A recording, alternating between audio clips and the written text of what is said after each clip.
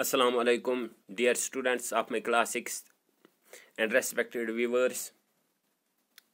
As you know, we are reading chapter 7th of our history book, and we are talking about the Mauryan Empire, in which we talked about the Chandragupta Maurya, Bindusara, Ashoka, and how Ashoka fought the Kalinga war and he won the war. After that, he took a shift in his religion. Not only this, Kalinga war changed his life drastically, and he followed a new way of life, and he preached and propagated the dhamma, which in Sanskrit is called as religion, dharma. Now, in previous lecture, we also talked about the principles of dharma, but in our present topic, today's topic, we have to talk about the different measures he has took for spreading the dharma, for spreading dhamma into the India as well as into the different parts of world. What are the different policies, what are the different measures and setups he has took to spread dhamma into the India as well as into the different parts of the world, and it went to Sri Lanka also. So in our today's topic, we will talk about that. Now, what are the different steps or what are the different policies and measures he has took to spread the dhamma to the different parts of the India? First of all, he himself was the follower of dhamma. Not only this, he used it to follow in his daily life. That means if you want to preach and propagate or spread anything, first of all, you must be its own follower. You must practice it in your daily life, in your daily routine, in your life. That is what Ashoka did in his life. He practiced it in his daily life. Not only this, he engraved the principles of his dhamma on rocks and pillars in Pali. That means Pali was a language which was the language of common masses at that time. ये जो पहली language थी, जैसे कि हमारे यहाँ कश्मीर में आज कश्मीरी हर किसी को समझ में आ जाती हैं, जैसे चाहे वो पढ़ा लिखा हो या अनपढ़ हो, तो हम उसके साथ कश्मीरी में बात अच्छे से करते हैं. इसी तरीके से इसने क्या किया, इसने कहा, इसने ये काम किया कि इसने इसको स्प्रेड करने की कोशिश की. तो इसने पहले इनको what he did, he engraved it on the rocks and pillars, but the language, as we have seen in Vedic culture, in Vedic period, the language was very tough and typical for the common masses to understand. But what this man did, he brought a common language. He took the steps into the common language. जैसे कि हमारे यहाँ कश्मीर में भी एक scholar जो हैं बहुत मशहूर हैं, he is called as Sheikhul Alam. What he has written, he has also written in the Kashmiri language. That is why our ancestors or our grandparents, even our parents, they usually remember his poets. वो उन्हें अभी भी याद हैं, क्योंकि वो हमारी ही language में है, आसान है. इसी तरीके से इसने भी यही काम किया था कि इसने उन कॉमन मासेस की लैंग्वेज यूज़ की थी. Not only this, he also appointed officials to spread dhamma, and it was told them to encourage people to follow this. Now we can understand the importance of dhamma in front of Ashoka, what he did to spread it, what was the importance before him.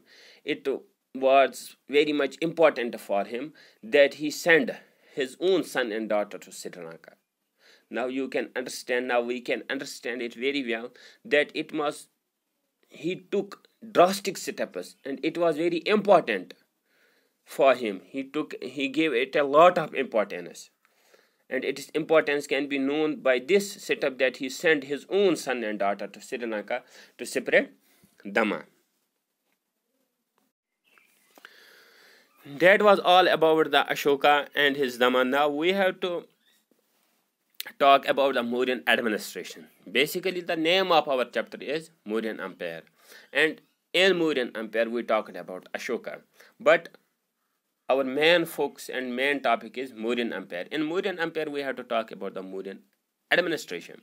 First of all, as you know it very well, that if anybody asks you or me or anyone that where from you got the information about something, about someone's house, about the school, about the classroom, then we answer the person with a simple that any boy or any person has given me a information, or I read it from the books or from papers, or I went through a book from which I read it, right?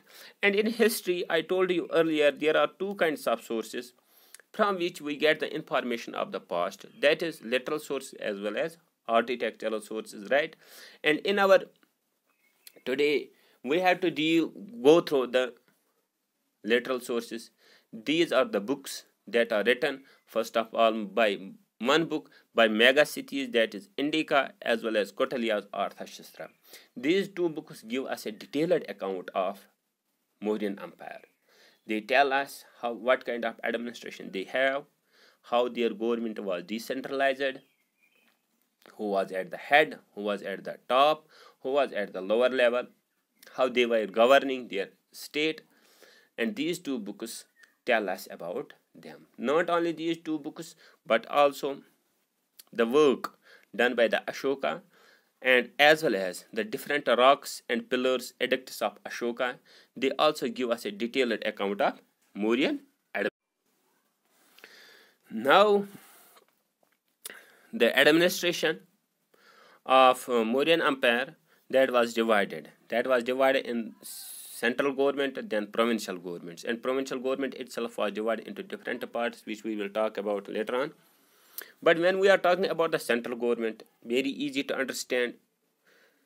जैसे कि हमारे as we have here in Kashmir in India, central government, that the head of the city government is Prime Minister. Then he has also a council of ministers. You are very much familiar among them, like as Amit Shah, Rajnath Singh, Nirmala Sitaraman, Gadkari, J.P. Nadda, and all these people are the ministers of central government, and head is Prime Minister. Same is in our states, we have Chief Minister. Then in our UT we have a Chief Minister, then other ministers. But unfortunately, we don't have elections, and so we don't have Chief Minister. Now we have Lieutenant Governor. And in the period of Mauryan Empire, they possessed also a central government. They have also a central government, and in the central government, king was at the top. He was also the supreme authority, but king was also assisted by the council of ministers, right? This is very easy to understand, and all the important decisions are taken by the king. And not only this, he used to travel to the vast area of his state. He used to travel, in other words, वो direct जाता था, and he used to have a direct contact with the people, so that he was able to understand the problems, issues, matters of his subjects. Not only this, by this he was getting the first-hand information. That information which was without bias, it was unbiased information, and on that very information he used to take the steps for his people, for his subjects. And not only this, at the central government, at the central level or central government, he has 6 departments. As we are looking in our present situation, we have different departments like as finance department, defense department, agricultural department, then these roads, as well as petroleum, and there are different various departments in our central government, right? But at that time there was no so much expenses. It was very simple city state at that time, so they have only made 6 departments. For each department they have made a committee, and in every community they had 5 members. As you know, in India we have central government, and then we have state government. In other words, the country is itself divided into different states, and different states as every state is divided into different districts, right? In the Mauryan Empire, Mauryan administration, they have also the same procedure. They have a provincial government, and empire was divided into provinces, that is provincial government, and every province was under the charge of the prince. The man belonged to the royal family. and these provinces were further divided into districts. As we are looking here, we have a state, or we have a union territory. Then this union territory is itself divided into two divisions, Jammu division as well as Srinagar division and Kashmir division, and Kashmir division is itself divided into districts. Then districts itself are divided into tehsils, blocks, then villages. Right, same is the procedure here. Provinces are further divided into districts were divided into villages, and in every district we have a DC, we have SSP, who is related with the defense, and district is related with the administration, all kind of administration. And in Mauryan administration, they have also a Pradhashastra was head of the district, but the Pradhashastra, he was also assisted by some officials. As you know, we have different officials also in the DC office. They are called as ADCs. Not only this, there have been different clerks. There are also KS officers. In Tehsil, we have assistant commissioner, also Tehsildar, Naib Tehsildar. These are for what? To get the information from the public as well as from the government servants, and they are giving their account to the DC, and DC forwards this information to the other bodies, so that administration will run into a transparent way. Same was the case at that time. Now the other system, that is called as revenue system, or we are calling it also revenue department. As you will go to your tehsil, there is a treasury which deals with this revenue department. So same is the case. At that time they have also a revenue system, and this revenue, which we also in the present age we call it with finance. We have finance ministry of finance affairs. This is to collect the tax from the people. Now at that time, how they were collecting the tax and from where they were collecting the tax. These are two things. First, where from? What were those fields from which the government of that time was collecting the tax? Land revenue, first of all, was the main source of income. They were collecting the tax, or they were bringing the income from the land. That means from agricultural land they were getting it, and it was fixed between 1/4 and 1/6 of the total production. Not only this, money was also collected from forests, mines, customs. There had been professional taxes also. As you will see in our today world, we are also paying tax on the different goods. Whatever we purchase from the market, we have a tax onto those goods. Not only this, on our irrigation land we also pay, agricultural land we also pay tax, and those people who are government employees, they are also paying the tax. Right, same was the case at that time. But nowadays this money is also spent by the government on the different matters, different issues.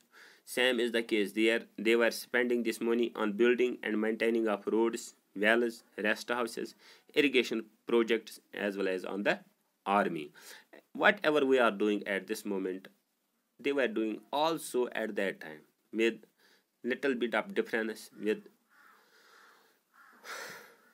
not with a big difference, but having some but difference exists between the present government as well as with the Mauryan government. As you know, to run a country, to run an administration, to run a state, we need not only civil persons, civilians, but we also need military personnel. For what? So that they will defend our subjects, our land from the enemies. जैसे कि आज भी आपको पता ही है, it is not new. From the last 1.5 months, an issue is going on between India and China on Ladakh. There, we civilians don't go, but there are the personnel who have been there. That is called as army, that is military. Right? Now in this we have to talk about the military administration, army of that period, military of that period, whether they were well equipped or not, whether they were good or not. We have to talk about them. Army consisted of infantry, cavalry, elephants, navy and chariots. Senapati was the head of the army. In short, we can say that army was well equipped. Thank you. This was about the Mauryan administration. We have, I think, more than one lecture on this chapter, in which we have to talk about their capital as well as architecture and economic life of the Mauryan Empire. That will be in the next, inshallah Rahman. Thank you for today.